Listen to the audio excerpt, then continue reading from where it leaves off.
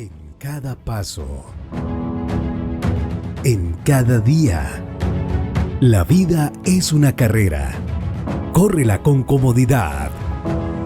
Fábrica de Calzado Rómulo. Más de 3 décadas comprometidos con el bienestar para tus pies. Transportes Especiales ACAR es una empresa que con 18 años de trayectoria cuenta con un amplio parque automotor y una plataforma tecnológica que se ajusta a las necesidades de sus clientes, garantizando la excelente calidad de sus servicios. Una empresa que vela por el bienestar y seguridad de sus empleados y usuarios, comprometida con el cuidado del medio ambiente y el futuro de nuestro país. Transportes Especiales ACAR, logística con sentido ambiental.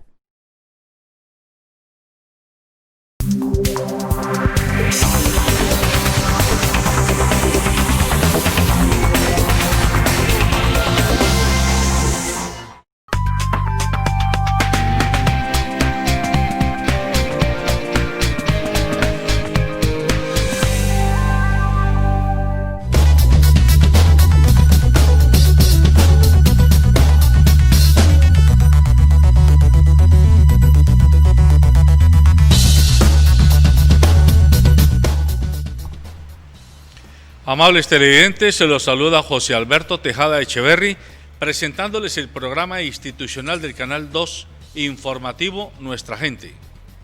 Saludo en el estudio al abogado y periodista Dieter Zúñiga y al ingeniero civil Pablo Pérez.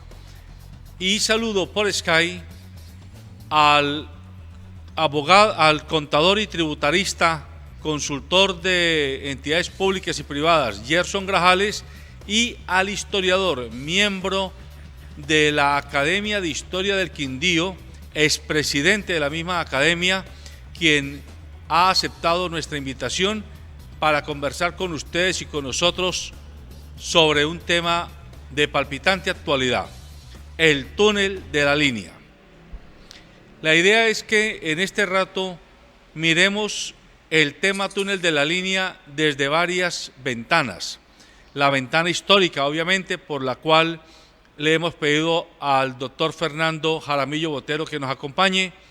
La ventana de ingeniería, por la cual estamos pidiéndole a Pablo que nos acompañe y nos ayude a entender las implicaciones técnicas, geológicas, de infraestructura, de construcción que tiene una obra de estas envergadura. La ventana de la contratación pública, que tiene que ver con las condicionantes de cómo se contrata, llave en mano, por concesión, por obra realizada, etcétera, para lo cual le hemos pedido a Gerson Grajales que nos ayude a entender también esta perspectiva y todas las implicaciones legales que este tipo de procesos al final tienen, en lo cual Dieter también podrá darnos sus luces. Entramos en materia. El 4 de septiembre el presidente Iván Duque inauguró el primer túnel, porque hay que aclarar, cuando uno habla del túnel de la línea hay que hablar de que se inauguró el túnel de ida, el que va de Buenaventura a Bogotá, entiendo yo, mejor dicho, la dirección sur a norte. Ese túnel tiene 8.6 kilómetros de extensión y los expertos dicen que es el túnel más largo de América Latina. Queda pendiente, según los expertos, el túnel de regreso, o sea, el que traería el flujo vehicular y sobre todo de carga pesada de Bogotá hacia Buenaventura. Ese es un tema, ese es una primera punto que quiero que nos aclaren los invitados de este rato. En segundo lugar, los sobrecostos del proceso. Este es un proyecto que inicialmente se estimó en 600.000 millones de pesos y todas las cifras dicen que ya va en 3.2 billones, es decir, 5 veces más de lo presupuestado. Habrá que entender las explicaciones de ese sobrecosto. En tercer lugar, la modalidad de contratación. El túnel de la línea se contrató finalmente por primera vez en el año 2004, con el expresidente Uribe, en el gobierno del expresidente Uribe. Antes se habían hecho estudios, se habían hecho intentos, pero por diversas razones no se había concretado el inicio de lo que se llamó el túnel piloto, que es el primer contrato, la primera fase de la contratación. De todas maneras, ese contrato que se originó en el 2004 pretendía que en el 2013 estuviera terminado lo que se inauguró el 4 de septiembre. Es decir, hubo 7 años de retraso en la terminada de esta fase. Y por último, la otra perspectiva de la que queremos hablar es, y aquí el historiador vuelve a tener la voz cantante, de esta iniciativa se habla desde principios de siglo. Creo que desde 1904, recién acabada la guerra de los 1000 días, se comenzó a hablar de que había necesidad de conectar el centro con el suroccidente del país, atravesar la cordillera central, pero esto se fue quedando así. Hubo 1001 razones, entre ellas de orden geológico, de orden estructural, pero finalmente también dicen los expertos que todo esto se debe al cortoplacismo con el que se planea todas las obras en Colombia. Cada presidente quiere inaugurar la obra que contrata.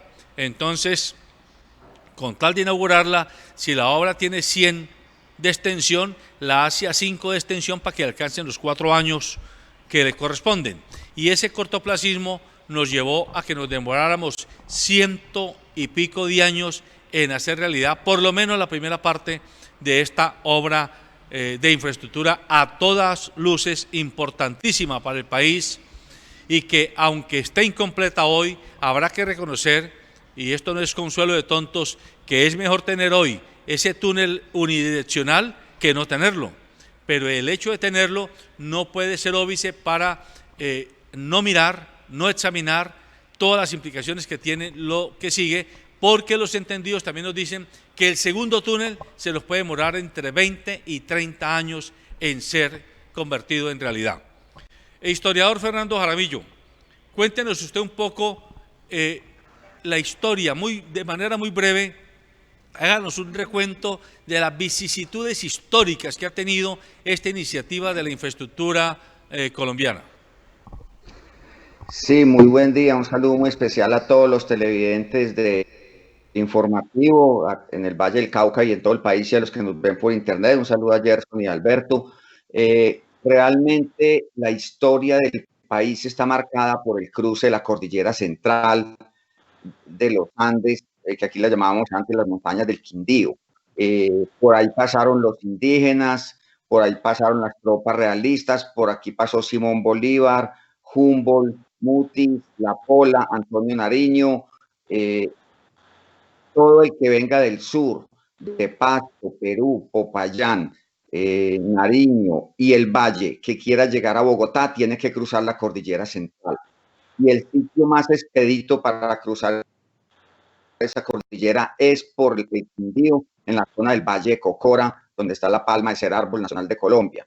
Entonces siempre se pensó que había que cruzar esa cordillera por alguna parte.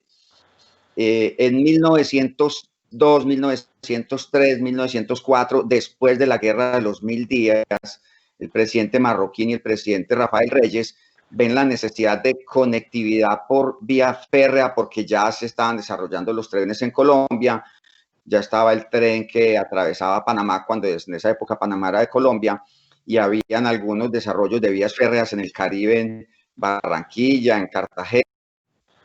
Entonces se tuvo la idea de que la línea férrea que venía de Buenaventura, trazada por Cisneros, que venía a Buenaventura, la zona de Agua, que llegaba a Cali y luego comunicaba Palmira, Buga, Tuluá y Cartago, que iba a comunicar todo el occidente y el eje cafetero con el puerto de Buenaventura, para sacar el café, que ya era un producto importante y había que exportarlo por algún lado, había que llevarlo al mar.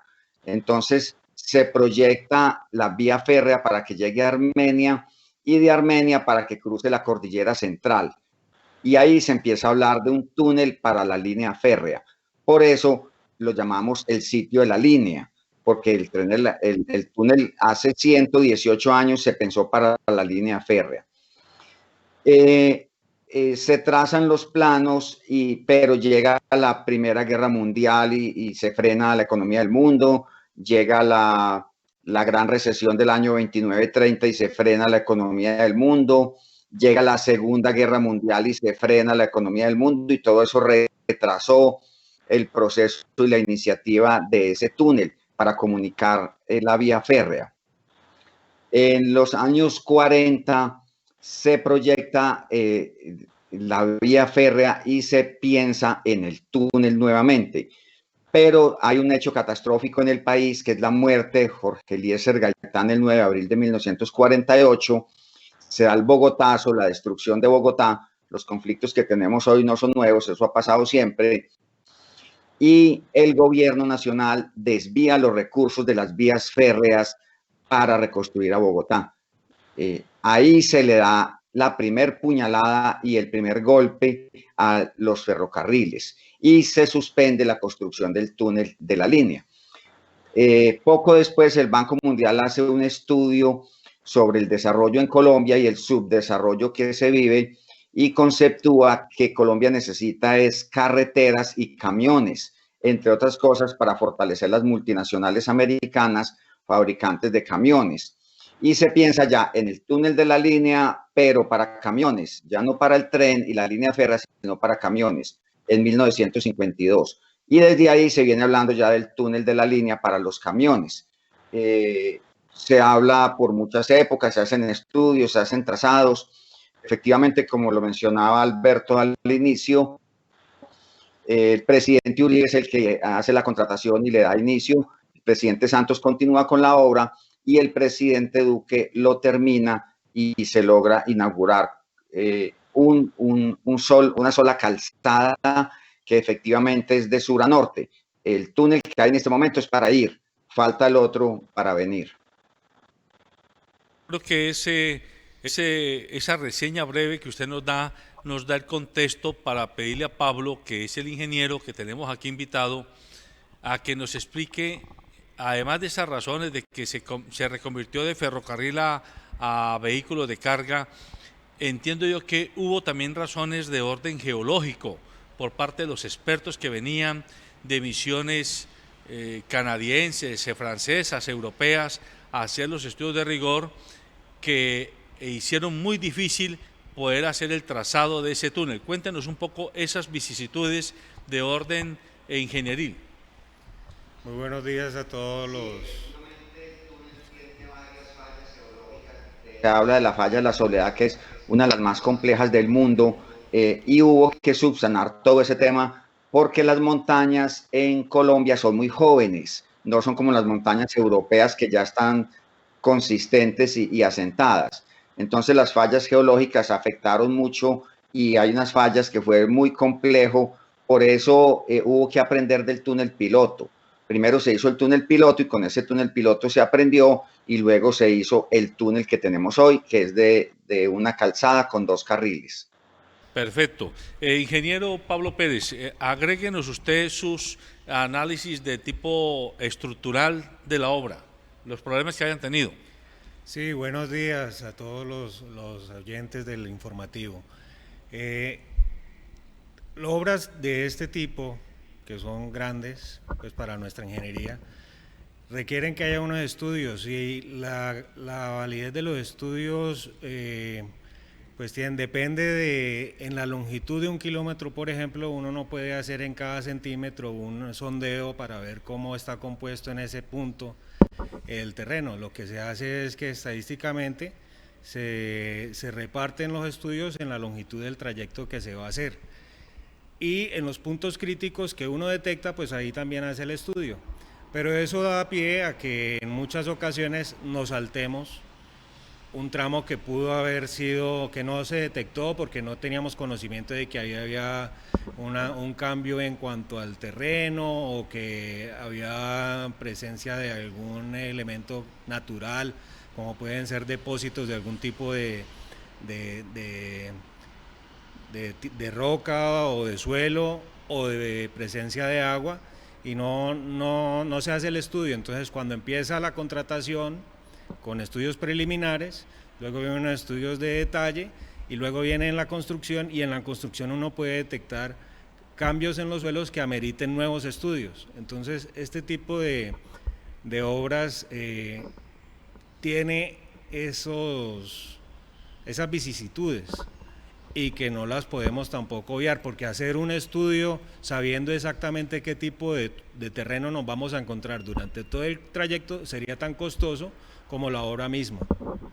¿Y qué tipo de problemas estructurales o geológicos fueron, además de lo de la falla del salado, de la salada que hablaba el historiador, se ha encontrado allí? Yo no conozco los detalles totales del túnel de la línea, pero es frecuente que nosotros encontremos sistemas de fallas, porque es que la falla uno se imagina que es que la falla es una sola, no, la falla es un sistema. La corteza terrestre está en continuo movimiento por la dinámica de la tectónica de placas y nosotros estamos en una zona donde por el Pacífico, la placa del Pacífico se está entrando por debajo de la placa de los Andes y entonces eso genera movimientos que cambian. Algunas fallas están muy localizadas, pero como les decía son sistemas de fallas. A nivel en la medida de la Tierra, pues 8 kilómetros no son nada. Entonces 8 kilómetros, que es la longitud, pues por ahí pueden haber multitud de fallas si no tenemos la exactitud del detalle. Por eso cuando hacen el primer túnel, el túnel de prueba, pues pueden encontrar nuevos puntos donde es necesario hacer cambios Pablo, de diseño o refuerzos. Sí. Permítame leer una pregunta de absoluta ignorancia. ¿Podría ocurrir que el túnel ese que tenemos ya ahí en circulación pudiera haber en algún momento un derrumbe dentro del túnel que lo taponara y entonces las personas que iban en los carros queden ahí atrapadas? ¿Eso puede ocurrir? Pues en la naturaleza todo puede ocurrir, yo lo veo muy difícil, los cálculos estructurales, sin decir que los conozco al detalle porque no los conozco, pero los códigos constructivos con los que se debe haber seguido la obra tienen unos factores de seguridad muy altos y si los estándares de construcción se siguieron como debe ser, esa es una posibilidad muy remota, pero existe, claro, pues depende del tamaño del terremoto o de otro tipo de evento natural, no sé, una erupción volcánica, cualquiera de estas cosas puede afectar cualquier obra que nosotros hagamos, pero es una probabilidad remota. Ya.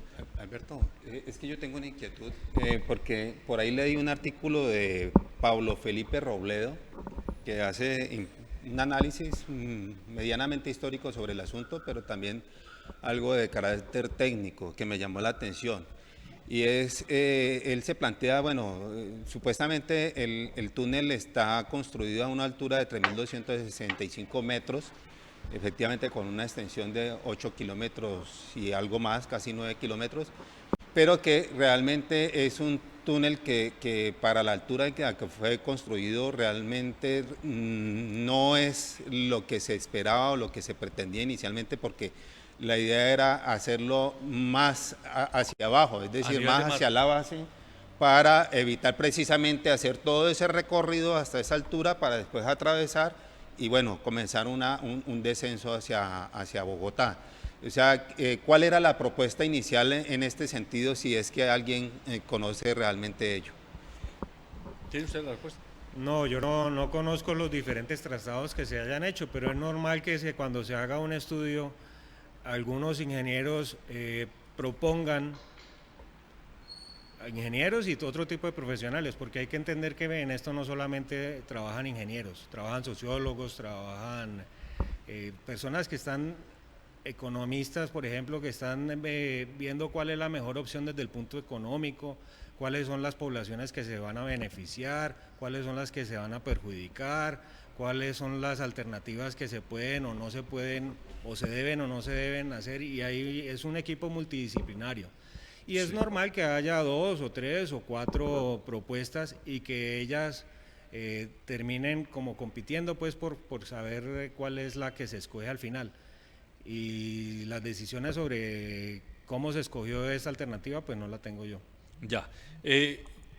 Gerson Grajales, Usted que es experto en hacer seguimiento a contratos de obras públicas y con el sector privado, entendemos nosotros que originalmente, para seguir en línea con la pregunta de Dieter, sí se hablaba de hacer el túnel, digámoslo, a nivel de mar, o sea, lo más bajo posible, pero después, por razones que tampoco conocemos, así no se dio el trazado.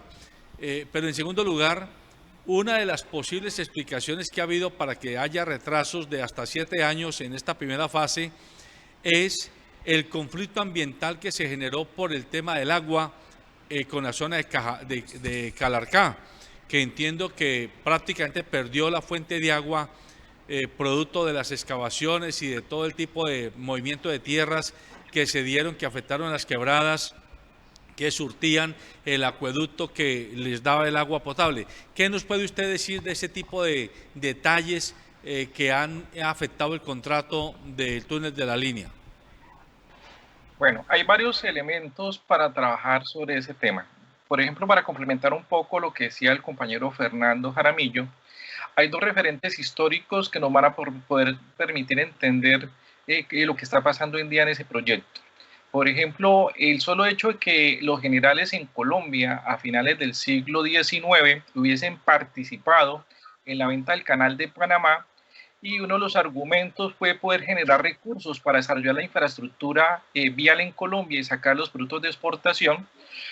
Parte de la contraprestación de la negociación del Canal de Panamá fue la recepción de 4 sistemas férreos que entregó Estados Unidos, que en su momento eran como tiestos viejos y basura que había recogido de la infraestructura de ese país, que después sustituyó el gobierno con una infraestructura unificada. Y luego, cuando llega a Colombia eso, pues se crea la posibilidad entonces de utilizar la interconexión de estos sistemas férreos que arrancan las diferentes regiones del país y la posibilidad de interconectar esos ferrocarriles a través de las montañas de Calarcá y Cajamarca. Pero encontramos que más o menos les costó como 30 años a los ingenieros en Colombia entender que estos sistemas férreos no se podían interconectar porque justamente los quitaron en Estados Unidos porque tenían formatos y estándares diferentes en cuanto a rieles, en cuanto a locomotoras, en cuanto al diseño de estos sistemas férreos, por lo tanto esa interconexión no era posible. Entonces eso hizo que después de los años 30 se empezara a considerar la posibilidad de manejar una alternativa diferente al sistema férreo, y el solo hecho de que esos canales, esos sistemas de interconexión vial férrea no se pudieran interconectar, pues descalificó y desmontó eso porque implicaba quitarlos y volver a poner un sistema nuevo. Entonces más bien se optó por el sistema de los camiones de carga y entonces cambiar el concepto de la interconexión de la línea, ya no por un sistema férreo, sino por un sistema vial para este tipo de vehículos. Encontramos que a veces se hacen comparaciones en lo que tiene que ver con las construcciones que se han hecho en otros países del mundo. Entonces se habla de pronto de la construcción del Canal de la Mancha entre Francia y la Gran Bretaña, o de pronto la construcción misma del Canal de Panamá o la ampliación del canal en los últimos años, pero la verdad es que ese tipo de comparativos en ingeniería no se pueden hacer, porque las características del terreno donde se desarrollan las obras civiles son muy diferentes, y ya lo decía también Fernando.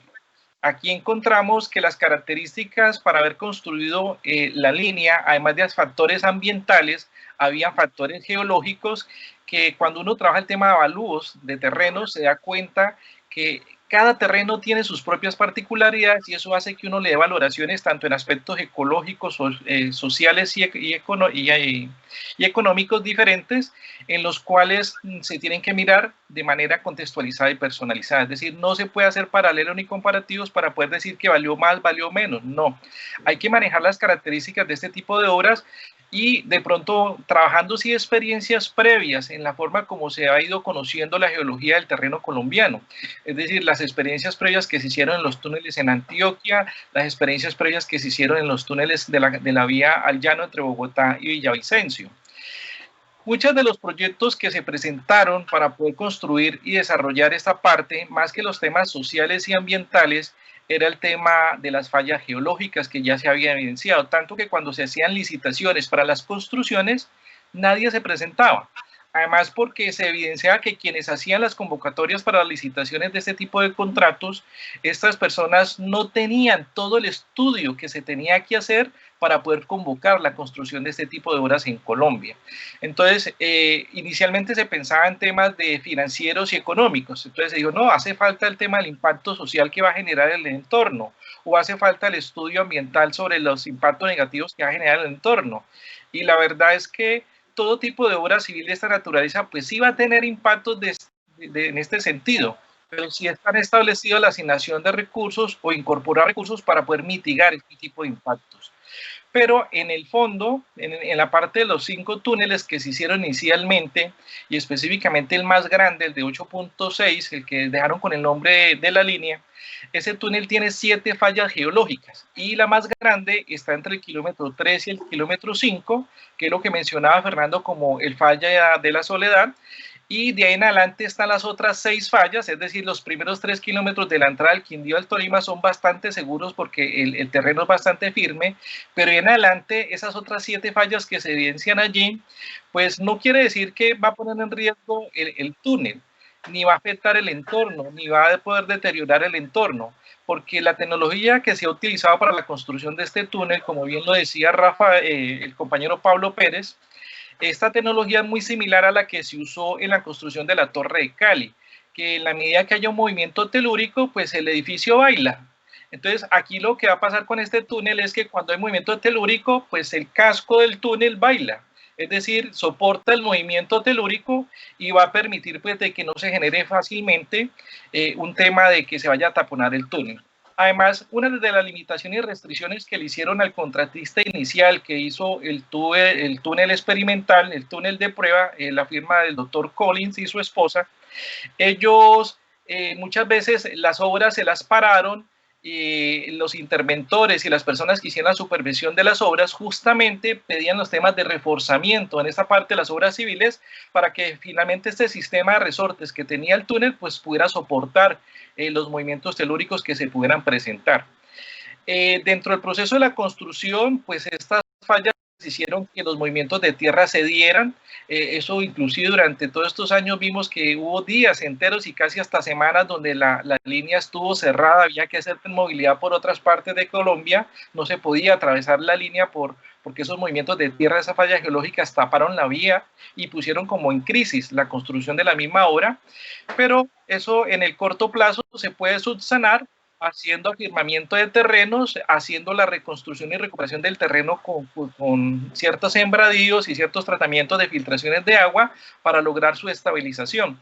Entonces, de esa manera, pues los impactos que se han generado y se van a seguir generando, pues son productos propios de las conductas que genera la misma naturaleza, porque vienen lluvias torrenciales, vienen épocas de sequía, vienen épocas de lluvia, el mismo movimiento que genera la movilidad del transporte de carga, pues también genera el desplazamiento de materiales sobre los túneles, que es la misma experiencia que hemos visto en la construcción de los túneles que se hicieron aquí de Cali a Buenaventura. Entonces, esos impactos que se han generado y se van a seguir generando, pues no van a parar. De todas maneras, los recursos para destinarse en la mitigación de estos impactos se tienen que mantener por parte del Ministerio del Ambiente, porque si no se hacen esos mantenimientos, si no se hacen esas atenciones, pues podría poner en crisis la misma construcción, a generar sobrepesos importantes sobre la obra, porque es muy probable que ceda y los sistemas hidráulicos no puedan volver a levantar y hacer la movilidad, y esa resistencia podría afectar la construcción misma. Bueno, pues yo creo que usted nos está dando una cátedra de detalles técnicos de contratación que muy pocos conocemos y que son importantes para que el ciudadano entienda la magnitud de las obras públicas que a veces se cuestionan más con ignorancia y con falta de información que con conocimiento de causa. A historiador Fernando, le quiero volver a usted a preguntarle, háblenos un poco del tema de cómo ha afectado el suministro de agua a las comunidades del entorno esta construcción del túnel de la línea, eso en primer lugar. Y segundo, explíquenos si entonces por ese túnel que se acaba de inaugurar van a pasar tractomulas y camiones de carga pesada en ruta hacia Bogotá, pero los que vienen de Bogotá hacia Buenaventura tienen que seguir subiendo a la línea y bajando la línea por la carretera vieja. Explíquenos, por favor. Sí, efectivamente, el túnel es para ir de sur a norte, en una calzada de 2 carriles. Esa vía tiene más de 6.000 vehículos diarios y el 90% aproximadamente son vehículos de carga, o sea, tractomulas de 20, 30, 40 toneladas. Entonces es un túnel pues de unas grandes especificaciones técnicas porque es para tráfico pesado. El túnel entonces es para ir hacia el norte. Cuando se viene de Bogotá a Buenaventura, o si hablamos de Bogotá a Cali, hay que subir al alto de la línea tradicional. O sea que uno de ida para el norte pasa por el túnel y de venida tiene que subir al alto. Esa subida quedó en una calzada de 2 y 3 carriles porque esa vía había tenido unas buenas ampliaciones, entonces ya pues se sube mucho más rápido. Eso con el tema de la movilidad. La distancia no es mucha la que disminuye, porque la subida son 20 kilómetros y el túnel son 8.6. O sea que la disminución en distancia son 12. Pero sí es muy grande la disminución en consumo de combustible, en esfuerzo de más de 6.000 vehículos diarios, en accidentes, trancones, derrumbes, en contaminación por emanación de humos de esos vehículos de alta carga. Entonces, el impacto ecológico trae algunas inconsistencias por temas de aguas, pero genera una gran limpieza del medio cuando no se consume todo ese combustible para subir al alto, porque los carros ya hacen menos esfuerzo. Y con el tema del agua, esa montaña es muy rica en agua, esa montaña tiene más de 3.000 milímetros de lluvia al año, es una zona de páramo donde está muy cerca el Nevado del Tolima y el Paramillo del Quindío. Ahí se produce gran cantidad de agua para el paisaje cultural cafetero y para toda la zona del Quindío. Y el túnel tuvo muchos problemas de agua por venas internas, del agua. Tuvieron que hacer una gran cantidad de canalizaciones y hacerle tratamiento de algunas fincas, pero se recuperó por otros lados.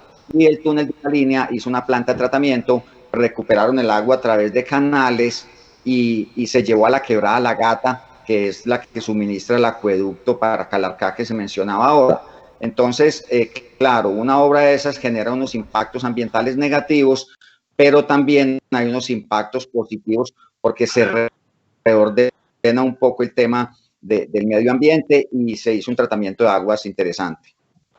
Bueno, mi pregunta va en este sentido. Aquí se hablan de unos sobrecostos aproximadamente 7 veces el valor pactado.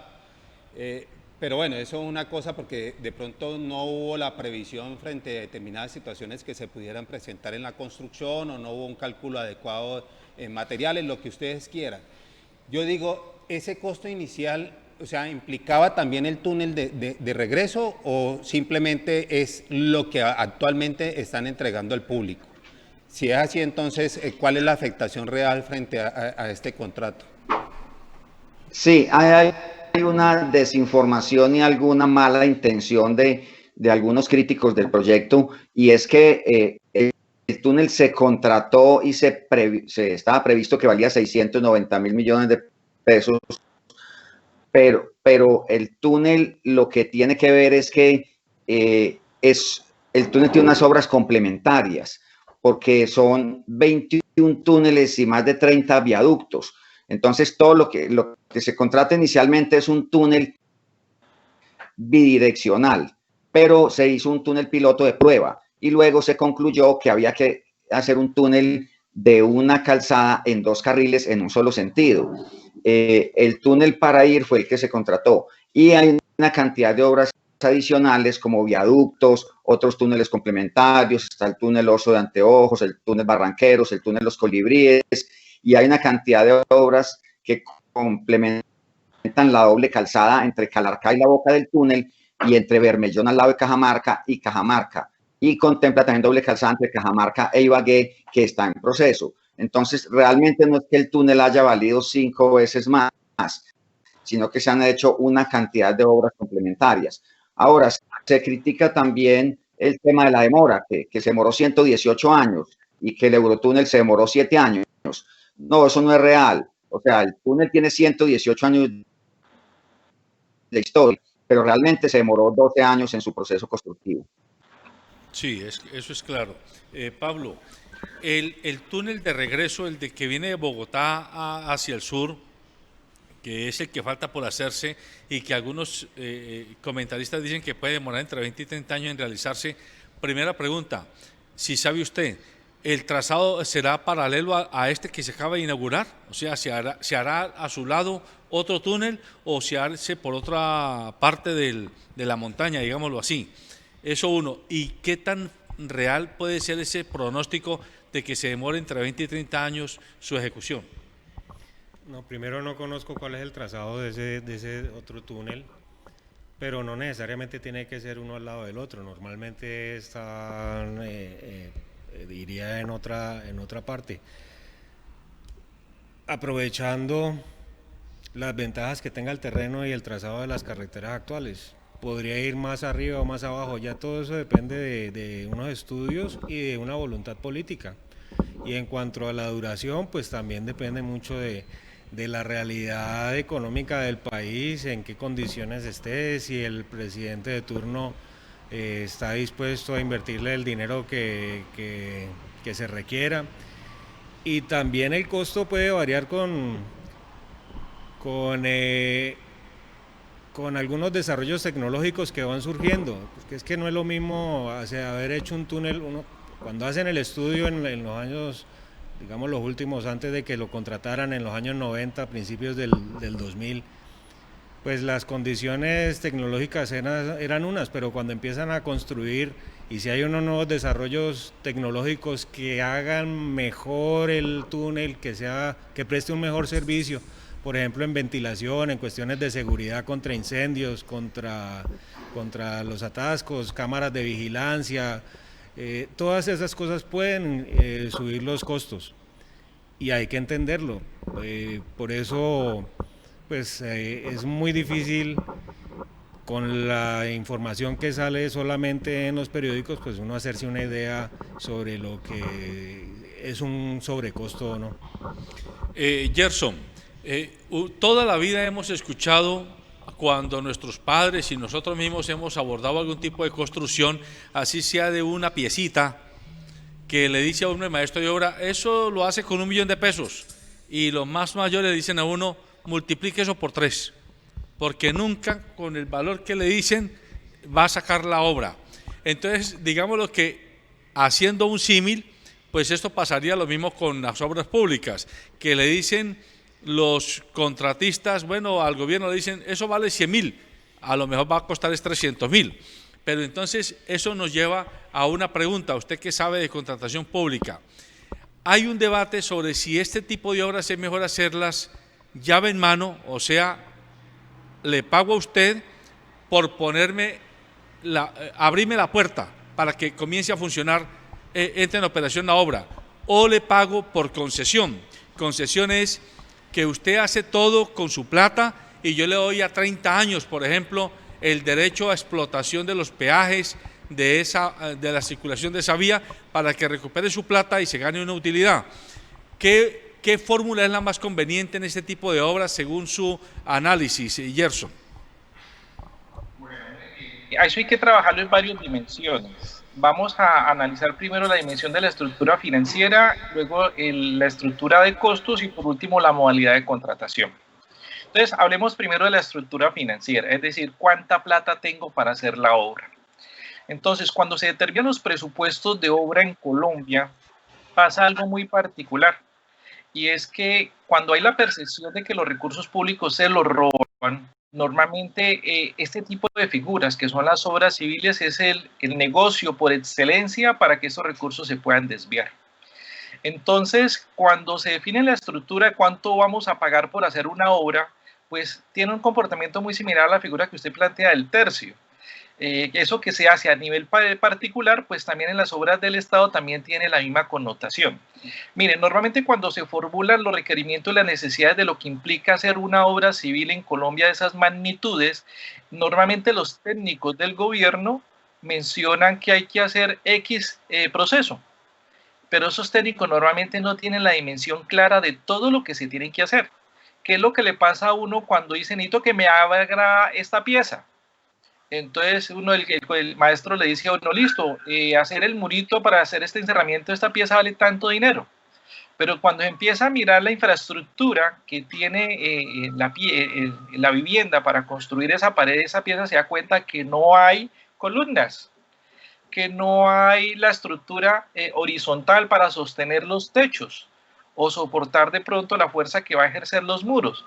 Entonces el maestro le dice, listo, pero le queda faltando hacer el tema correspondiente a hacer las vigas y hacer las columnas, y eso tiene otro precio adicional. Y cuando ya está esa parte de la infraestructura hecho, le dice, listo, pero entonces esa madera que usted tiene para el techo, toca cambiarlo por una nueva porque ya está dañada, o esas tejas que usted tenía allí, pues cuando se desmontaron, para hacer ese muro, pues esas muchas tejas ya se dañaron y tienen que volver a hacer. Y fuera de eso falta hacerle las acometidas correspondientes para el tema eléctrico, para el polo a tierra, o de pronto si por ahí pasa tubería de agua. Entonces mire que van apareciendo conceptos adicionales que hacen que la obra valga 2 o 3 veces más. Entonces, en ese orden de ideas, cuando se contratan las obras públicas en Colombia pasa lo mismo. El contratista que contrata lo maneja a literalidad. Usted me dijo que hiciera esto, pero después entendió que eso no es suficiente para lo que estábamos pensando. Se necesita entonces hacer otras cosas. Entonces ahí empieza el maestro de obra o el ingeniero de la obra en Colombia, del proyecto civil en Colombia, diciendo, vea, hay que hacer un túnel piloto, estos túneles se tienen que hacer estas adecuaciones adicionales externamente porque tiene fallas geológicas, empiezan a salir lo que uno llama las arandelas. Bueno, eso es en cuanto al contexto. Ahora sí analicemos la estructura financiera. Resulta que la estructura financiera de esos proyectos en Colombia tienen varios dolientes. El primer doliente es que la mano de obra es el que consume el mayor recurso, en lo que tiene que ver con el tiempo que va a gastar esta persona para llevar a cabo y materializar esa obra civil. Entonces, se estima que esas personas van a demorarse X tiempo, X personas y se llevan 1/3 del recurso. Luego queda otro tercio del recurso que se tiene que destinar para el tema de los materiales. Entonces, en el tema de los materiales se juega con una figura que se llama el IU. IU es lo que se pretende ganar. Hola. Hola, Gerson. El IU. Gerson. Listo. ¿Sí me escuchan ahora sí? Sí, te escuchamos. Bueno, listo. Entonces, esa segunda parte, que es el costo de los materiales, es donde aparece lo que se va a ganar también el ingeniero civil, el IU, la utilidad, los imprevistos y la administración de la obra civil. Entonces, ¿qué encontramos allí? Que el ingeniero, además de ganarse ese IU, quiere ganarse un dinero adicional con los materiales. Entonces, en el tema de los materiales, si no hay una buena supervisión, si no hay una buena interventoría por parte de las personas que van a fiscalizar o monitorear el proceso constructivo, entonces él va a querer sacar materiales muy económicos, muy baratos, de baja calidad para poder ganarse unos pesitos extras. Adicionalmente, el tercer componente es el del peaje, es decir, la intermediación. Es decir, la persona que va a cobrar una comisión por destinar ese contrato a ese proyecto. Entonces, en ese orden de ideas, ese que va a participar y el que va a decirle, bueno, usted es el que gana el contrato, esa parte que va allí de sobrecosto en la estructura financiera del proyecto hace que el proyecto inclusive financieramente pueda ser inviable y que genere sobrecostos importantes. Entonces, ese tipo de figuras son las que tenemos que eliminar en la contratación pública en Colombia. ¿Por qué? Porque cuando se van a hacer obras, casi que al que va a dar la plata para que lo contraten, le dicen, venga, díganos los términos de referencia con que lo tenemos que contratar. Entonces, ¿qué ocurre con esa figura? Que el que va a hacer la obra y por anticipado va a pagar para que le den la obra civil, entonces esa persona dice, ¿qué términos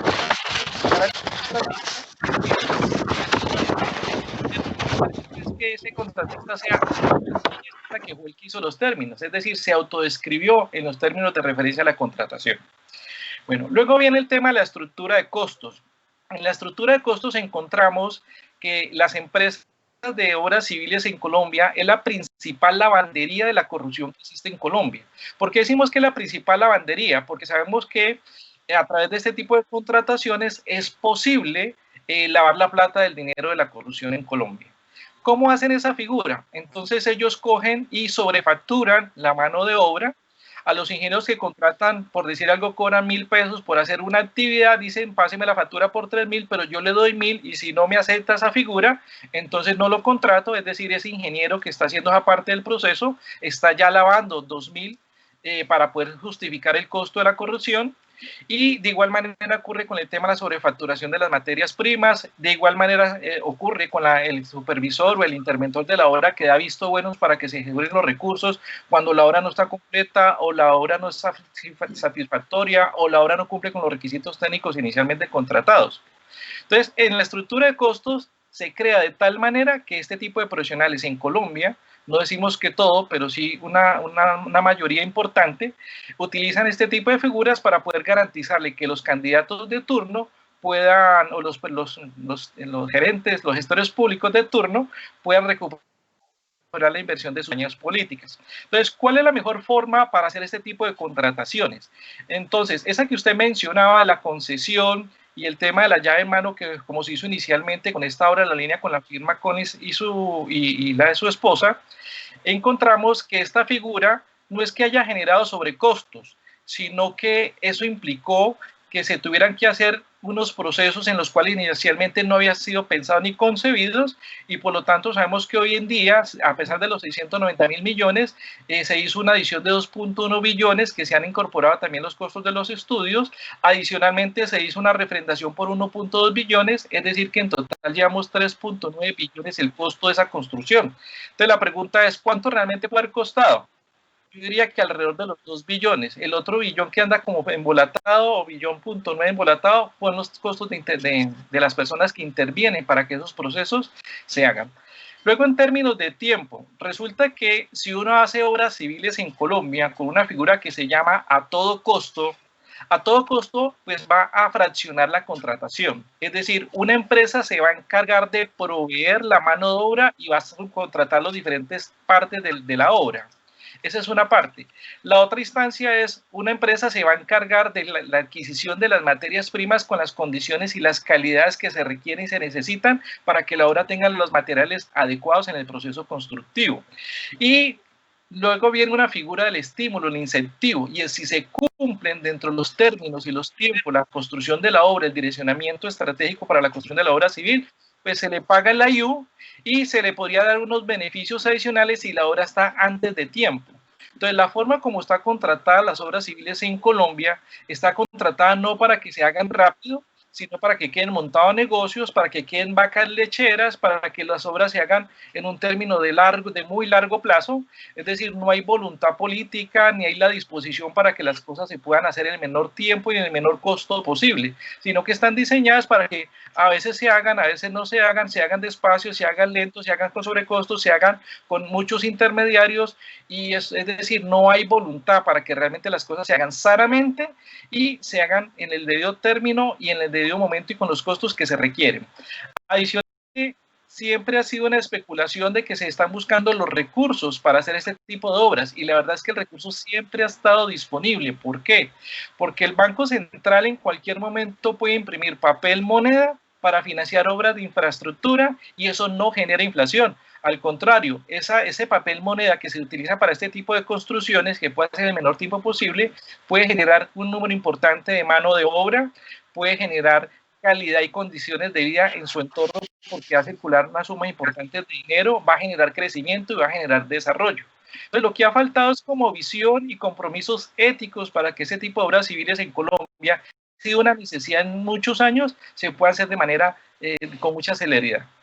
Bien, Gerson, usted nos ha dado una clase de contratación pública en 6 minutos muy interesante. Historiador Fernando, a usted le quiero hacer 2 preguntas. La primera, desde su punto de vista como historiador, comparando la realidad de América Latina, para no compararnos con Europa ni con Estados Unidos, de América Latina, ¿usted qué explicación le da, además pues, de todo lo que hemos hablado de fallas geológicas, etcétera, etcétera, a que en Colombia las obras públicas finalmente se demoren tanto y sean tan costosas? Estoy diciéndole a usted que en la primera década del año 2000, del siglo XXI, Ecuador prácticamente hizo la totalidad de kilómetros carreteables en grandes vías de sur a norte y de oriente a occidente en este país, que equivalen a mucho más que 6, 7 veces las vías que se hicieron en el resto de países de América Latina, y es un país latino, es un país andino además. Eso uno. Y dos, quiero que usted, con su perspectiva de allí, del eje cafetero, nos diga cómo va a incidir este túnel abierto, esta línea, primera línea, en la dinámica socioeconómica de la región. Sí, correcto. Hay un tema de las demoras y es la falta de ejecución. El presidente Duque le puso todo el empuje y todo el empeño al túnel de la línea, y en 2 años de su gobierno hizo más de lo que hicieron los otros gobiernos en 10 o 12 años. Y yo le tengo un ejemplo que ustedes conocen mucho en el Valle. La carretera Buga-Buenaventura, el presidente Uribe se la metió toda para desarrollar esa carretera. Yo viajo con mucha frecuencia a Buenaventura. El presidente Santos no hizo nada por esa carretera y Duque tampoco ha hecho nada. Entonces, el gran desarrollo de la carretera Buenaventura lo hizo Uribe. Entonces, se necesita esa ejecución. Y si le meten ejecución esa carretera, la terminan totalmente Buga-Buenaventura en 2 años. Entonces, lo que se necesita es eso, y fue lo que hizo Ecuador con Correa. Correa destinó la plata del petróleo y las bonanzas de petróleo a hacer infraestructura con ejecución. Pasa lo mismo que con el Metro de Bogotá. El Metro de Bogotá tiene 70 años de estudios y no tiene un solo centímetro. Vamos a hacer un metro y no tenemos ni siquiera un centímetro. ¿Por qué? Por falta de ejecución, porque se la pasan discutiendo en estudios que la vamos a hacer por arriba, por debajo, por un lado, por el otro. Entonces, eso es el gran problema.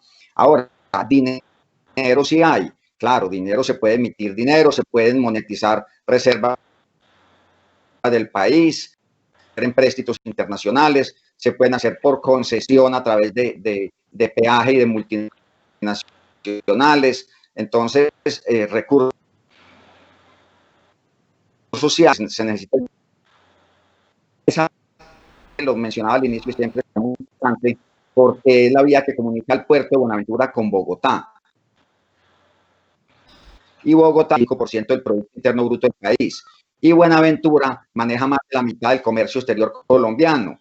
Entonces, ahí vemos la gran importancia de maximizar las utilidades, de fortalecer esa carretera y de la prospectiva que tiene que generar esa vía. Le falta mucho todavía. Por ejemplo, aquí tenemos un gran cuello de botella que es Calarcá-La porque entre La Paila y Buga, pues hay una doble calzada espectacular. Entre Buga, Media Canoa, Calima, Lobo Guerrero, pues hay algunos tramos que todavía faltan. Pero en el momento en que se tenga esa vía terminada, Bogotá-Buenaventura, en una doble calzada, que permita y facilite la movilidad y abarate los costos, porque es más costoso mover un contenedor en Colombia que moverlo entre Colombia y China. Entonces, Colombia necesita mejorar la infraestructura interna para poder disminuir costos y ser mucho más competitivo en los mercados internacionales. Y sobre el impacto socioeconómico que va a tener esta obra que ya entró en operación en el entorno del eje cafetero del centro del país, ¿qué nos puede decir usted? Sí, es muy importante y ahí tenemos un tema del que no hemos hablado, que es el tema del turismo en el eje cafetero. En el Quindío tenemos más de 1 millón de turistas al año y el turismo se va a reactivar con mucha fuerza. De hecho, ya se reactivó y ha generado algunos caos en Salento, en Finlandia, por tanta congestión de turistas. Y vamos a tener una gran movilidad porque casi la mitad de los turistas que vienen al Quindío vienen de Bogotá y cada vez va a ser más fácil llegar. Entonces va a haber mucha más movilidad.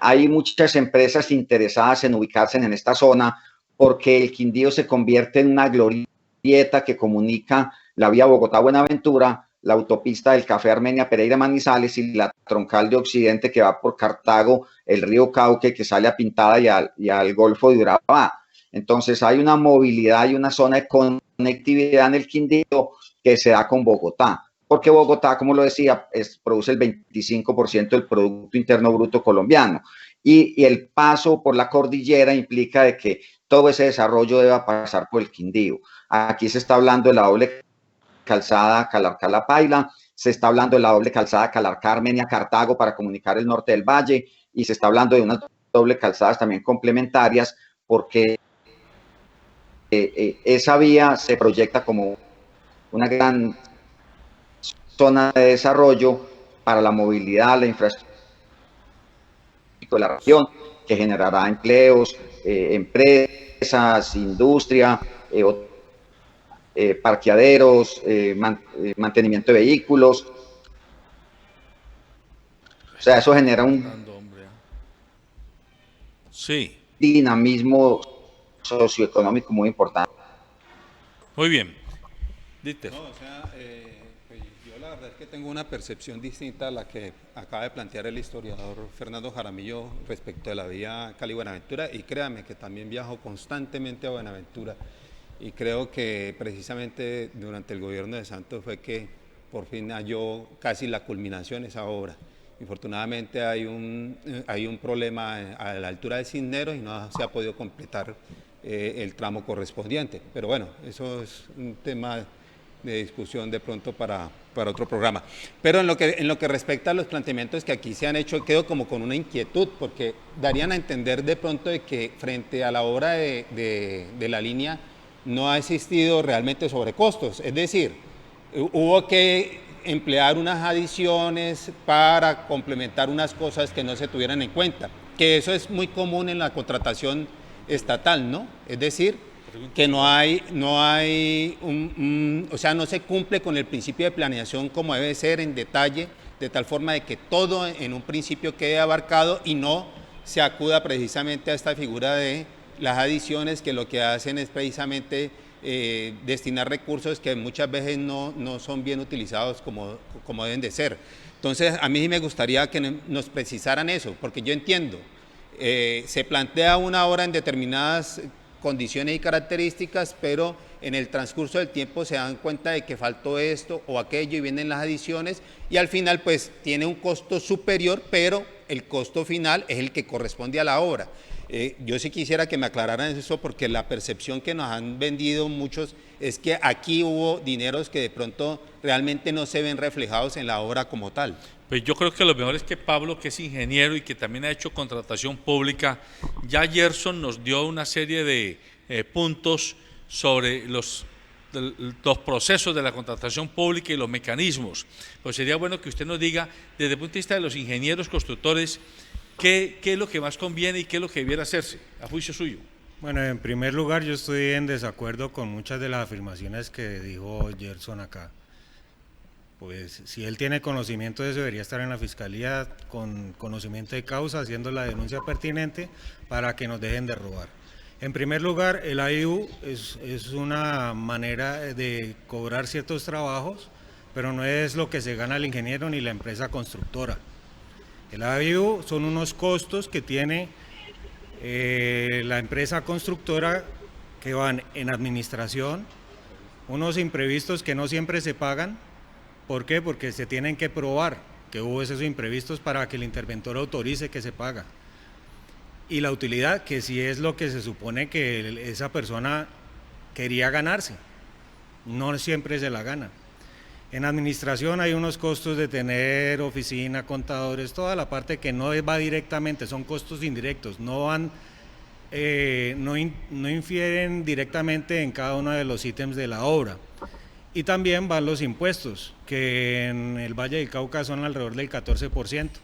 Entonces, sí hay unos sobrecostos en obra, pero suponiendo que se hizo todo con precios de mercado, como debe ser, pues por lo menos tiene un incremento del 14% que se va en estampillas, en timbre, en ICA, fuera del IVA, que es otra, que ese va sobre la utilidad.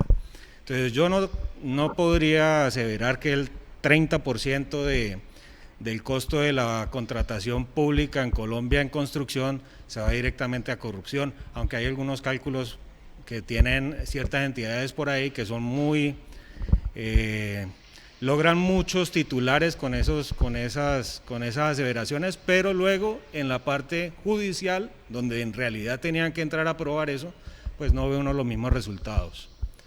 Entonces, yo estoy de acuerdo con que la contratación en Colombia está mal concebida, pero por otras razones. Primero porque en Colombia no hay un mercado como tal que funcione, un mercado libre en la contratación pública, porque sea un monopsonio, es decir, tenemos un solo comprador y el comprador pone las condiciones. En estos momentos, si aceptáramos que durante los últimos 50 años en Colombia la contratación ha estado en manos de empresas y ingenieros pillos, si aceptáramos eso, pues lo que estamos haciendo es perpetuando eso, porque uno de los grandes factores que tienen la mayoría de los pliegos de contratación es la experiencia. Entonces, si vamos a aceptar que todas estas personas han sido pillas durante tantos años, pues lo que estamos haciendo es perpetuándolo con los pliegos tipo, por ejemplo, que tanto quería la alcaldesa Claudia López en Bogotá y que tiene tantos adeptos en el país. Pero todo eso va en que no hay libertad de mercado. Si por el contrario liberamos los pliegos de cierta manera para que todos puedan entrar, seguramente vamos a tener una buena, pues obviamente, es decir, la experiencia por sí sola no hace que una empresa pueda o no realizar una obra. De hecho, si hay una obra nueva, un tipo de tecnología nueva, pues solamente podría venir a hacerlo el que haya desarrollado esa tecnología y solamente podrá contratar a esa persona. Pero para eso tenemos también una cantidad de profesionales que salen de las universidades con cartones que dicen que estaban en capacidad de hacer todas las obras que no son de esa tecnología nueva, porque lo estudiaron. Pablo, permítame, yo insisto en la pregunta que le hice tanto al historiador como a Gerson y a Dieter, y es el ejemplo de Ecuador. Independiente del tema de quién es el gobernante, yo fui a Ecuador cuando Ecuador eran caminos de trocha, y volví a Ecuador cuando yo andaba por las carreteras de Ecuador y me parecía estar en carreteras europeas, en muchas partes de ellas, con una adición, que había muy poco peaje, pero eran carreteras inmensas. Usted puede pasar del norte al sur de Ecuador en carreteras de doble calzada, muy bien hechas, y entonces uno dice, pero ¿por qué si estos son andinos como nosotros, latinos como nosotros, los mismos estilos más o menos de las sociedades, por qué aquí sí pudieron y allá en Colombia no? Explíqueme usted eso, por favor, o explíquenos. Pues el mismo caso se daba hace 30 años cuando yo iba al Ecuador, que las carreteras allá no eran y aquí sí funcionaba muy bien, y allá me decían, pero ¿cómo hicieron allá en el Valle del Cauca que tienen unas carreteras muy buenas? Sí, los momentos son diferentes. Los recursos son unos y si uno no los destina a una cosa sino a otra, pues está decidiendo en qué los va a destinar. El presidente Rafael Correa, en su real saber y entender, sintió que lo más importante para el Ecuador en ese momento era hacer carreteras y a eso destinó una parte de la riqueza petrolera que tuvo en ese momento. Pero eso no quiere decir que, pues yo no conozco, por ejemplo, cuál es la tasa de utilización de esas carreteras. A veces hacen los gobiernos de planeación central, de los cuales yo me quejo tanto, hacen unas obras monumentales, muy bonitas, se gasta una cantidad de plata, pero en realidad ¿qué tan útiles son? Ya. Bueno, a ver, Gerson, usted tiene la palabra, por favor.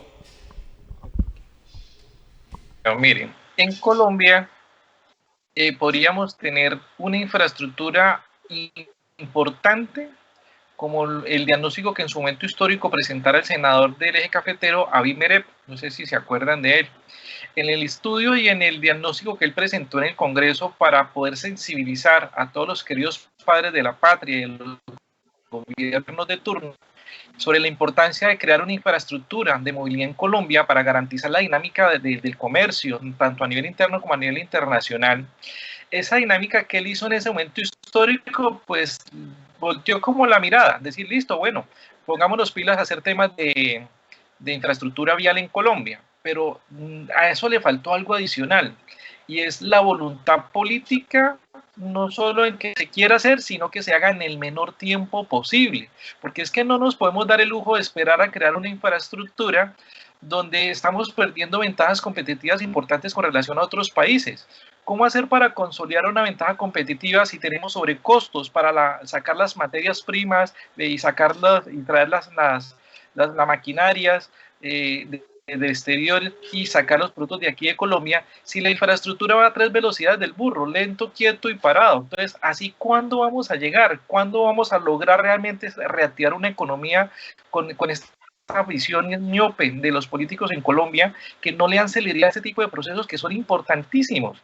Entonces, en la medida que se logre sensibilizar a los gobiernos de turno y que haya presión por parte del Congreso, inclusive de la misma sociedad civil, para que las obras se hagan y se hagan en el menor tiempo posible, y aprovechando figuras que existen, que son las veedurías ciudadanas, a pesar de que esas veedurías ciudadanas ha hecho que hoy en día le haya costado a más de un líder social su vida, porque han participado en veedurías ciudadanas evidenciando pues temas de corrupción en este tipo de procesos, y entonces les pasa cuenta de cobro con su vida. Entonces hay que seguir blindando estos procesos a través de las veedurías, así a estos líderes sociales, porque es que no podemos permitir que el desarrollo del país vaya a esta velocidad que he planteado, cuando es una necesidad y más aún después de que venimos de un proceso de ese encierro de la pandemia, donde necesitamos reactivar la economía en el menor tiempo posible, y un factor de desarrollo va a ser acelerar el tema de la infraestructura vial y la movilidad en Colombia. Historiador Fernando, a usted le pregunto, sí, usted no es ingeniero, pero pues como historiador, entonces usted es un investigador social que está todo el tiempo mirando las diversas aristas de los temas. Volvamos al segundo túnel. ¿Qué conoce usted? ¿Qué nos puede decir a los colombianos que estamos escuchándolo? Ese túnel, hay condiciones ya no solo económicas, sino condiciones, llamémoslo, geológicas o de infraestructura o de ingeniería que permitan comenzarlo a hacer inmediatamente, o usted podría decirnos si no, si esto se va a demorar mucho? ¿Qué conoce? ¿Qué nos puede adelantar de ese tema para que la obra quede completa?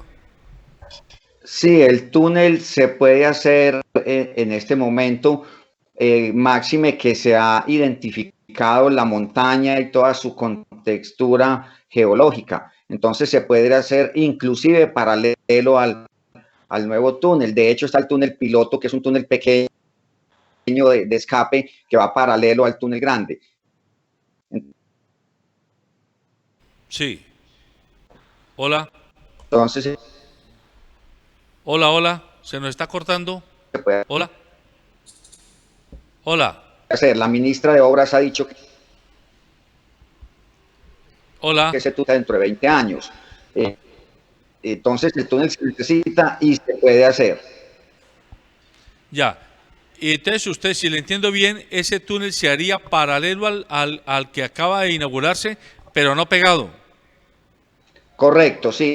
Por lo que si va pegado, pues sería ya un diámetro muy amplio de luz. Entonces hay que hacerlo paralelo, pero respetando unos 50, 100 metros de distancia, entre otras cosas porque ese túnel debe conectar con las dobles calzadas de entrada y salida de las bocas del túnel. Entonces no se puede hacer como un par vial por otro lado diferente, debe hacerse relativamente cerca al túnel actual. En la obra de ingeniería del túnel de la línea, ¿se han beneficiado los ingenieros del eje cafetero y la mano de obra del eje cafetero, o ha habido mucha ingeniería de otras regiones del país y tal vez del extranjero? Hubo mucha mano de obra de la región, y ese túnel es hecho por colombianos, empresas colombianas de excelente tratamiento en el tema del desarrollo de la ingeniería, y ahí participaron más de 6.200 obreros. De hecho, hay una placa que hace homenaje a los héroes del túnel y está el nombre de los más de 6.200 obreros y trabajadores en general que laboraron en este túnel por más de 12 años. Yo creo que es una obra de la ingeniería colombiana y de la capacidad que tenemos los colombianos de hacerla, porque siempre se dudaba y se hablaba de ingenieros de otra parte, de máquinas japonesas, de tuneladoras inglesas, de diferente tecnología. Pero yo creo que esto es una obra. Historiador, se nos está cortando la comunicación con usted. Voy a darle la palabra a Dieter y le pido que el productor se comunique con usted para restablecer la comunicación. Alberto, yo quisiera que me permitieras dar un pequeño viraje frente al tema. El historiador Fernando Jaramillo nos habló en su exposición inicial sobre un medio de transporte que es muy importante aún hoy en día para muchos países del mundo, Estados Unidos, Europa, tal cual es el tren. Dijéramos que si el tren existiera, funcionara en Colombia, pues inclusive no estaríamos hablando de este tipo de situaciones o este tipo de obras destinadas precisamente al transporte de carga pesada por carretera. Nosotros sabemos que el gran problema de la línea era precisamente eso, el transporte de las mulas, muchas de ellas se quedaban atascadas, entonces nos tocaba que aguantarnos una cantidad de horas, etcétera, a pesar de las ampliaciones de las cuales fue objeto. Yo quisiera saber de parte de ustedes, ingenieros, historiadores, especialistas sobre la materia, qué posibilidad hay de rescatar precisamente las líneas férreas y habilitar un medio no solamente de transporte de carga tan importante como lo es el tren, sino también de transporte de pasajeros que en cierta forma descargarían las vías de un gran volumen de vehículos por un lado, y por el otro lado agilizaría precisamente, reduciría tiempos e inclusive evitarían muchos de estos problemas medioambientales que genera precisamente el transporte que actualmente usamos. Sí, antes de darle la palabra a nuestros panelistas para que le responda Dieter, vamos a escuchar el reporte de redes sociales que nos tiene nuestra periodista Juliet Ruiz. Juliet, siga por favor. Así es, buenos días, doctor Tejada, y buenos días a todos nuestros panelistas, también a todos nuestros televidentes y las personas que se han conectado a través de nuestras redes sociales para enviarnos sus reportes. Yo los saludo desde las instalaciones de SECAM Media para contarles lo que está pasando en redes sociales. Aquí tenemos algunos comentarios. Jesús Alberto Varela dice lo siguiente: la mayor corrupción está en las obras civiles. Eso lo sabe todo el mundo. Lógico que el ingeniero le toca decir que no, porque si no, lo dejan por fuera del negocio. Vamos a escuchar ahora un reporte en audio de uno de nuestros televidentes. Muy buenos días para todos, mi nombre es Daniel Álvaro. Y pues en un país en el que vemos muchos elefantes blancos, entregar el túnel de la línea sin duda va a dar garantía de conectividad del centro del país con el Pacífico. Vemos que ya hay una doble calzada que se ha prometido de Buenaventura a Buga, que va en vía de desarrollo. Esperemos que estas obras tengan una repercusión económica importante en el país y pues que los entes de control sean los que hagan un dictamen certero de la sobreinversión que se ha hecho. Pero en temas económicos, sin duda, va a tener un buen balance. El túnel de la línea se puede decir que es un hito de la ingeniería colombiana, hito que nos costó Gracias a Daniel Felipe 4 veces Otálvaro, quien nos acaba de enviar su reporte. Por aquí en redes sociales también está Luis Alberto Jiménez, que dice lo siguiente: si ya se tienen los estudios del suelo sin ser ingeniero, los costos se disminuirían. Nosotros somos talentosos, nos falta es infraestructura y maquinaria y equipo de alta tecnología. Un ejemplo es el puente en USA, lo hacen en 15 días. Es absurdo lo que se ve aquí. Vamos a irnos ahora con nuestro segundo reporte en audio de uno de nuestros televidentes. Escuchemos.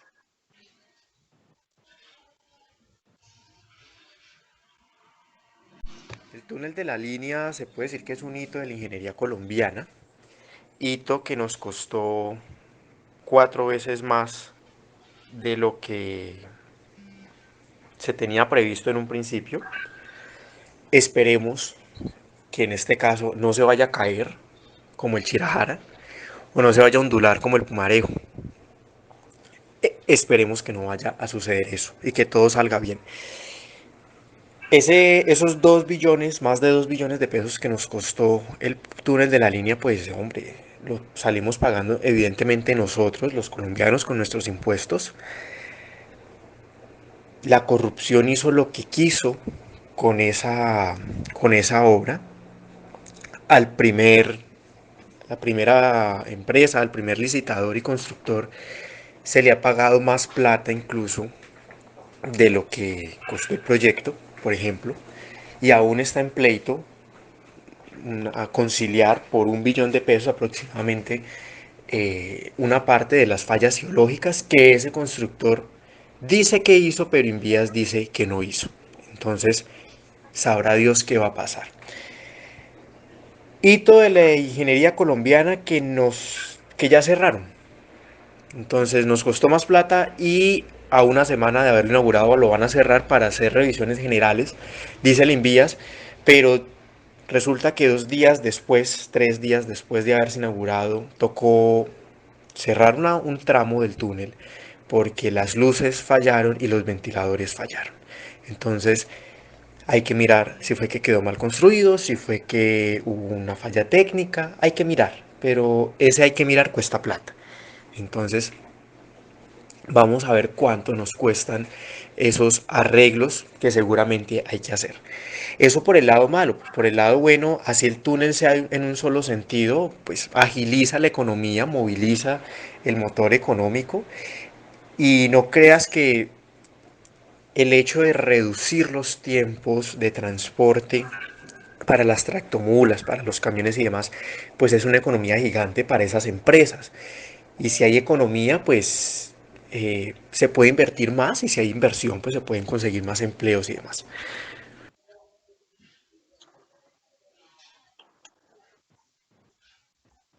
Gracias a nuestro televidente Santiago Ocampo, quien nos envía su reporte. También a través de nuestro WhatsApp nos escribieron un mensaje desde El Naranjo, en el municipio de Dagua Valle. Dice, con respecto a la vía Cali-Buenaventura, tienen que tener en cuenta no solo el sector económico con respecto a lo que se gastaron en la construcción, sino también que en el túnel del Naranjo se bloqueó absolutamente toda la economía de este sector. Hasta aquí el reporte de redes sociales y el reporte de todos nuestros televidentes. Yo les envío un fuerte abrazo. Muchas gracias por generar estos contenidos de opinión. Nos vemos mañana. Chao. Gracias, Juliet. Continuamos con nuestros panelistas. Dieter estaba introduciendo el tema del ferrocarril. Yo le agrego a esa pregunta de Dieter para los 3 invitados, ¿el ferrocarril se podría restablecer? Es pregunta, ¿podría restablecerse la línea férrea hasta La Tebaida? Si es así, ¿podría ocurrir que de Buenaventura a La Tebaida la carga se moviera por tren y en La Tebaida se hiciera una gran central de carga y descarga donde los camiones y las tractomulas tomaran las mercancías para llevárselas vía túnel la línea? ¿Saldría más costoso? ¿Es funcional? ¿No es funcional? ¿Qué alternativas tendríamos? A ver usted, Pablo, comience. Pues yo creo que sí se puede hacer una restitución del sistema férreo, pero yo no creo que vaya a pasar. Pues de pronto el doctor Jaramillo me va a corregir, pero a mí me parece que además de haberse acabado porque empezaron a quitarle los recursos de las líneas férreas para usarlo en Bogotá, lo que pasó fue que el sector público reemplazó esa necesidad que tenía de transporte con los camiones.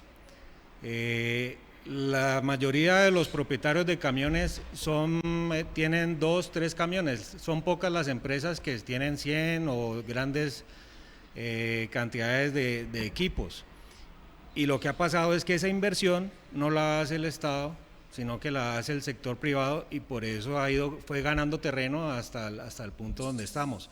Y yo creo que vienen unas tecnologías que van a reemplazar los camiones con combustibles fósiles, con nuevas energías, y muy pronto van a empezar a salir con autonomías de 600 millas, y yo creo que esas son las que van a reemplazar el transporte. ¿Por qué? Porque no requerirán los grandes empréstitos de la nación, sino que lo va a hacer individualmente cada uno de los pequeños inversionistas que a su juicio suponga que va de acuerdo con ellos, y le van a ganar tiempo a reemplazar con una línea férrea que requeriría que todo el país se pusiera de acuerdo y empezara a hacer esos cambios de nuevo. Ya. Historiador Fernando Jaramillo. Sí, antes quiero manifestarles, como lo escribí, que debo retirarme a las 9:30 porque tengo un compromiso médico, entonces hago mi intervención y me retiro. Con el tema de la vía férrea es muy difícil, porque la vía férrea que tenemos particularmente en Colombia y en el occidente es una trocha de yarda que está desactualizada, que no tiene gran capacidad de carga ni alta velocidad. Conocemos el tren Cali-Buenaventura, que no funciona, va una vez al año, y el tren de Buga-Armenia hace 5 o 6 años que no viene. Eso ya es obsoleto y anticuado. Si estamos pensando en un tren de carga o de pasajeros, hay que pensar en un tren de alta velocidad como el tren de Cerrejón o como los trenes europeos. No podemos pensar en esos trenes antiguos y obsoletos como la última locomotora que compró el gobierno anterior, que se la compraron a Sudáfrica de una basura que botaron en Sudáfrica y la trajeron acá para hacer la nueva reinauguración de la vía férrea. Y toda la plata que le han metido a la vía férrea entre Buenaventura, Cali y el eje cafetero ha sido perdida por la corrupción, por la mala contratación, por la falta de planeación. Si queremos un tren, tiene que ser un tren de alta velocidad y de gran capacidad de carga, de 30 o 40 mil toneladas, como lo tiene Canadá o Estados Unidos o Europa o China, Hong Kong, como lo acaban de hacer en Suiza. En Suiza acaban de construir un túnel de 58 kilómetros con un tren que transita a 150 kilómetros por hora para llevar la carga, o el mismo Eurotúnel que se mencionaba, que efectivamente es para trenes de alta velocidad. El tren antiguo no se puede revivir, eso es para el Parque El Café, eso es para dar una vueltica por ahí de turismo a Chipichape para ver el alumbrado, eso es para el tren de la Sabana en Bogotá. Pero si queremos un tren, tiene que ser un tren moderno y desarrollo, y yo creo que eso no lo vamos a ver nunca. Muy bien, le agradecemos al historiador Fernando Jaramillo por su participación en el programa. Más tarde le mandamos el link de este programa para que él lo pueda tener en sus redes sociales y lo comparta con sus relacionados. Gerson, tiene usted la palabra. Comparto la propuesta del compañero Fernando. Resulta que la infraestructura férrea que se tiene en estos momentos en Colombia es un tema más de turismo.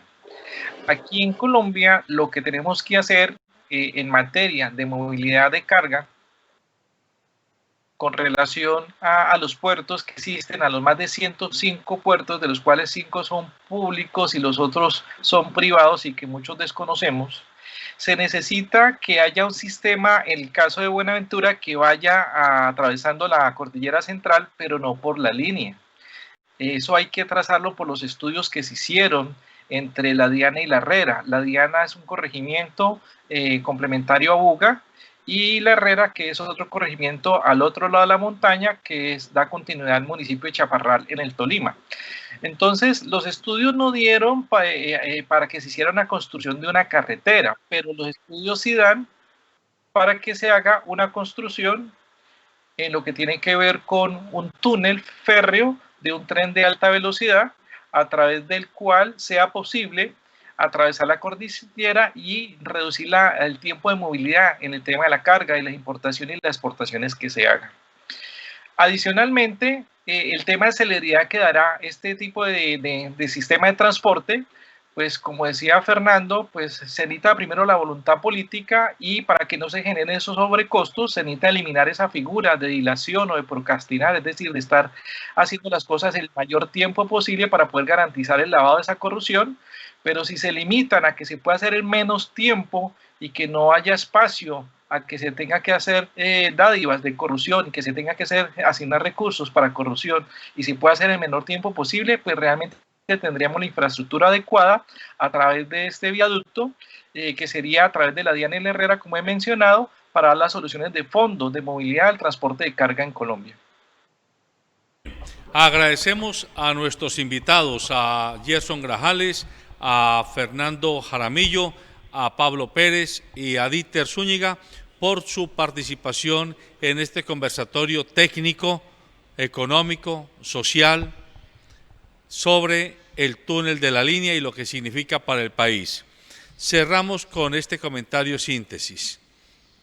El túnel de la línea de alguna forma marca un hito nuevo en ingeniería colombiana.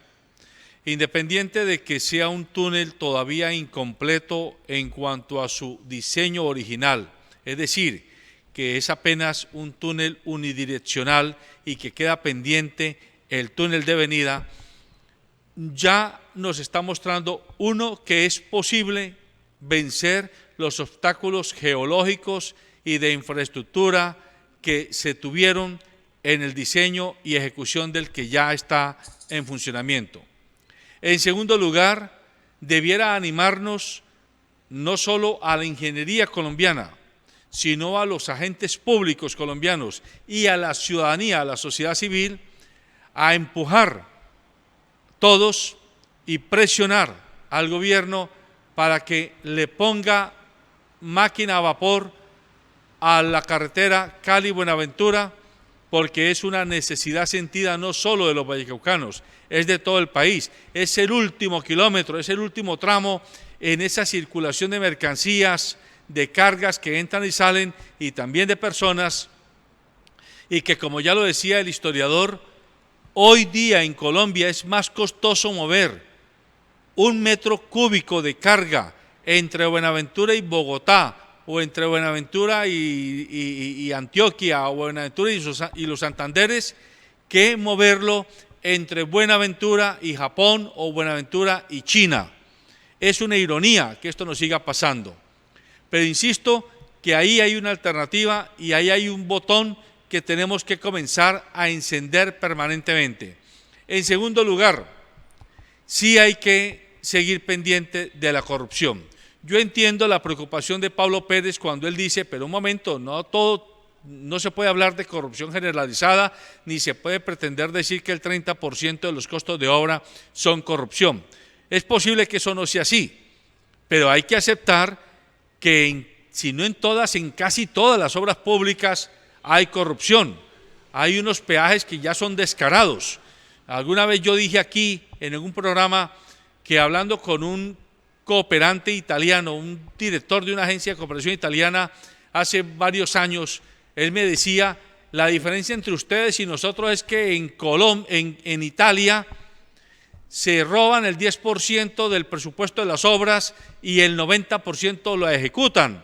En el caso de ustedes es a la inversa, el 90% se lo roban y el 10% lo invierten. Quizás exageraba esta persona, pero es la manera de decir que se extrapola, es decir, aquí la gula es demasiada en cuanto a los agentes públicos, los agentes lobistas, los agentes interventores y los ejecutores de las obras, quienes contratan. Ahí necesitamos no solo organismos de control fuertes, con dientes, sino veedurías ciudadanas. Veedurías ciudadanas que vayan más allá de la veeduría hacia el servicio de salud urbano, el servicio de educación urbana. Necesitamos veedurías ciudadanas en obras de infraestructura, porque no se nos puede olvidar que, al margen de que hoy el túnel de la línea nos da por lo menos un respiro, todavía tenemos a Chirajara, ahí lo tenemos. y tenemos los otros puentes caídos o que no se han terminado, y tenemos la obra de Buenaventura que lleva 20 años también en procesos, y el país sigue insistiendo en que quiere ser un país que avance hacia la OCDE, es decir, hacia el club de los países ricos. Yo no puedo creer que uno entre a un club de ricos con zapatos remendados y con ropa remendada, y eso es lo que pasa con la infraestructura colombiana. El debate y el desafío que nos toca a los colombianos organizados en gremios, en organizaciones, a los propios ingenieros que se organicen para que tengan mayor capacidad de negociación con el Estado y no se dejen presionar de los, ¿cómo se llama? El de Odebrecht, que se llevó los 6 millones de dólares, el viceministro pues de Minas de la época, viceministros venales, directores de institutos del gobierno venales que amarran las obras y no contratan al mejor postor, sino al que da el mayor sobre la mesa o debajo de la mesa. Esto hay que atacarlo. Quizás no podemos hablar de que estamos en un mundo de puros, pero es necesario que el desarrollo se combine con la decencia en la contratación y en la ejecución pública. Buenos días.